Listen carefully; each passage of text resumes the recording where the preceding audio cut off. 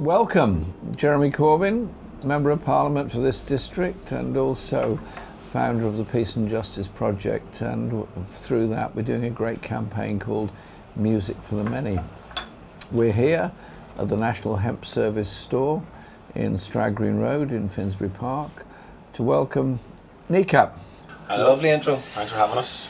Appreciate it. Oh, thanks for taking the time. Yeah, I know you're a busy man. No, it's great to have you here. So with your music, let's go on to that. How did you form the band, and what was the development of the music? As I was saying, I suppose we all lived together.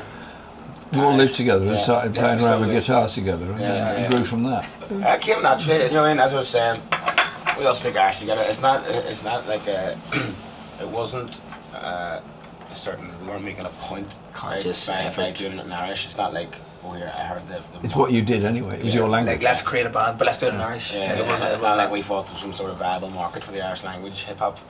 So it was just yeah, we had this kind of subculture that was growing, and again, as we were talking about grassroots venues, because we had these venues that aren't solely based on commercial gain, commercial value.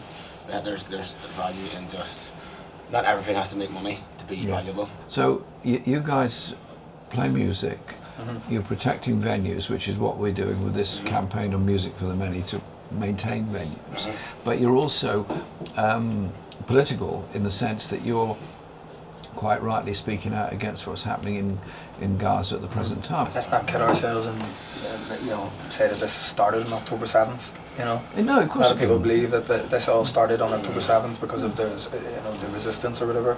This has been going on a long time, and obviously you're talking about that we're political. I think growing up in Belfast is political. It's very hard not to be political of where we're from, and obviously we have a long-standing history with the people of Palestine. Occupation is occupation, wherever it is in the world.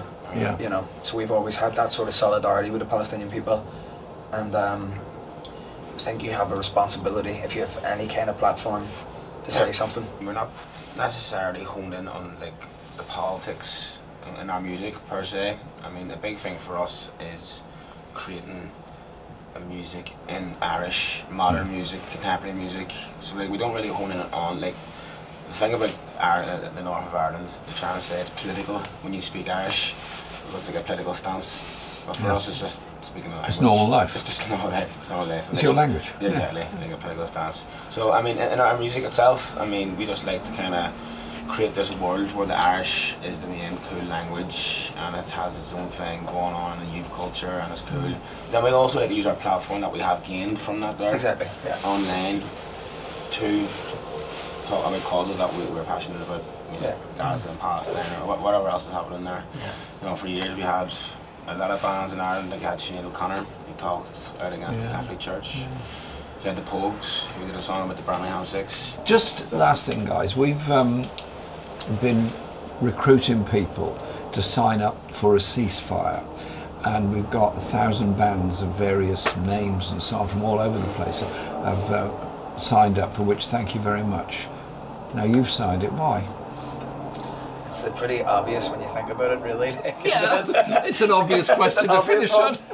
Jesus, like, I mean, it's mad that we have to even talk, I mentioned it earlier, like that we have to even take a stance on people being blown up, like, do you know what I mean? That's essentially what's happening.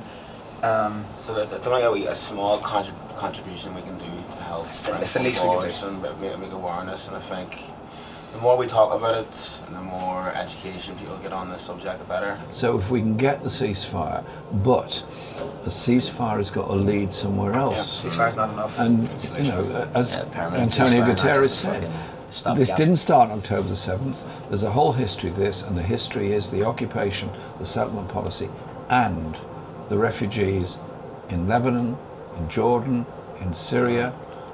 They're the ones that they've been there for. Ever since I was born, they've been in those camps. Their whole life has been in a refugee camp. I've been to those camps, and I just feel so passionately about the lack of humanity in this world, that there's refugees who want to contribute, to make music, to live, to write, to achieve, just wasting their lives away in refugee camps. So thanks, guys, for what you do in inspiring so many people. Thanks for taking the time to speak to us, mate. Kneecap.